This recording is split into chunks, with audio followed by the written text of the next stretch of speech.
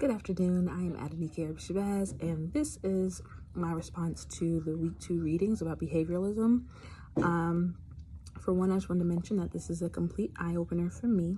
I did not realize just how much of a behavioralist I was, as well as all my teachers were, from K through really undergrad, because I didn't realize all the things that were considered behavioralist. Because even as I was reading it, I was just like, teachers aren't behavioralists. Like, that's literally the first thought I had. And then I kept reading it and I was like, oh, you know? Like, for example, like lectures being behavioralism, I was like, I didn't even peep that.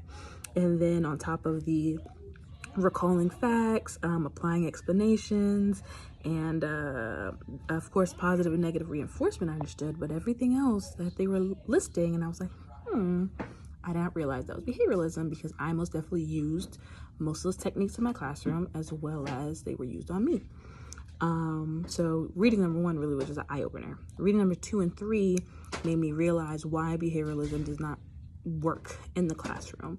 And the main reason, at least what I took from it, is because what behavioralism teaches our students is not to want to learn, but to either crave a stimulus or not want a stimulus, one or the other. But they're not learning to actually learn. They're learning simply just to make the teacher happy or their parents happy, and that's it. And we do need to move away from that, because that leads to people not really caring about school. I feel like that's the biggest issue right now, is a lot of these kids don't care about pleasing their teacher or their parents. That's why they don't care about learning, and that is still the basis of our education system. So is that what I want to say?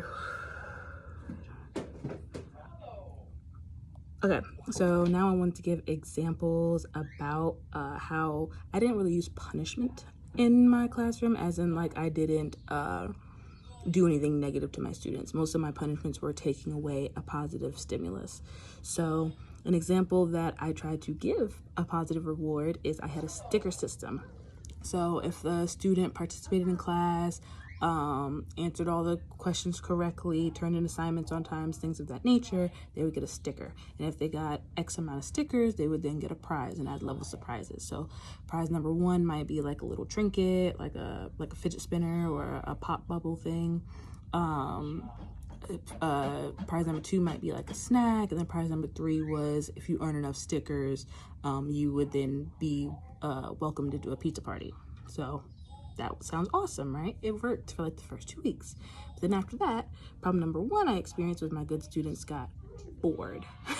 So they were just constantly getting the little trinkets and snacks, and I was like, all right, cool, but when is the pizza party? And I'm just like, well, enough you guys have to earn it, or whenever you cash your tickets for these little prizes, you know, you take away from the pizza party.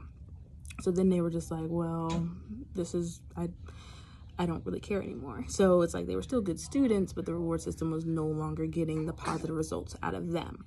And then problem number 2 was that the bad students didn't earn enough stickers fast enough. So they're watching their peers get prizes, and they're like, well, I want one. And I'm like, well, you didn't participate in class. You didn't turn in your assignment. You didn't, like, I'm just telling them all the things that they didn't do. So then they're just like, well, whatever. And then they get upset and frustrated, and it just cascades that problem even further. So overall, like, it worked, but it didn't.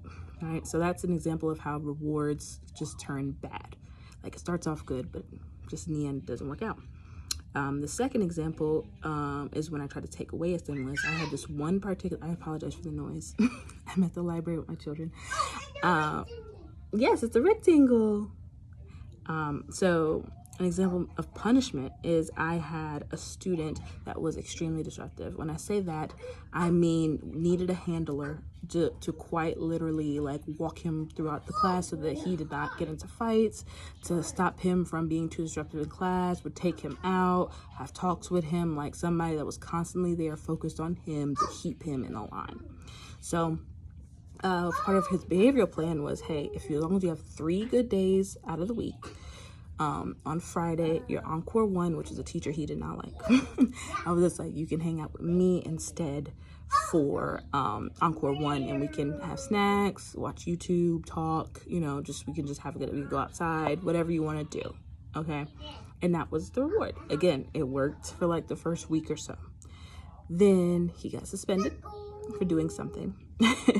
And so when he came back, he got behind, and because he was behind, he didn't want to pay attention in class, because paying attention in class was harder because he didn't understand exactly where they were anymore.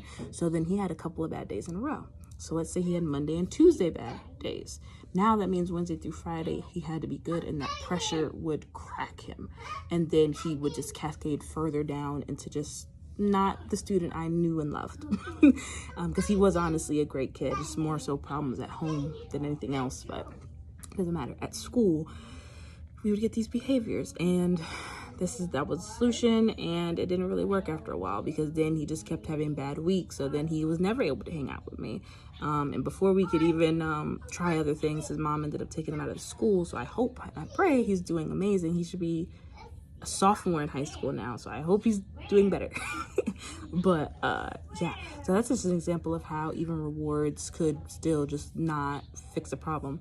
Looking back and after reading these things, I do wish I would have focused on some of the radical strategies that they had, like focusing on the good, which of course I did. And that's something else I reflected on, is like, you know what, I want to be a cognitivist, and I think I was on my way to being it, but because all I ever knew was behavioralism, that's what I gave my students. So because I was, hold on, I wrote it down. I was like, because I was celebrating the big and the little successes. I was focusing on what my learning disabled students were able to do. I asked my students, like, hey, you guys didn't do well on this test. Like, what can I do better to help you understand? Like, I was doing these things, but at the end of the day, I was still leaning on behavioralism as my main source of teaching. So I want to be a cognitivist. I'm trying to do better.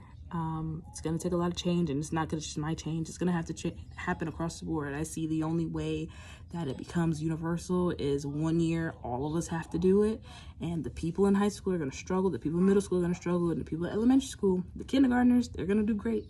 And just by the time those kindergartners get to everybody else is when we'll start seeing change. So I apologize, this is a little too long. This was a lot.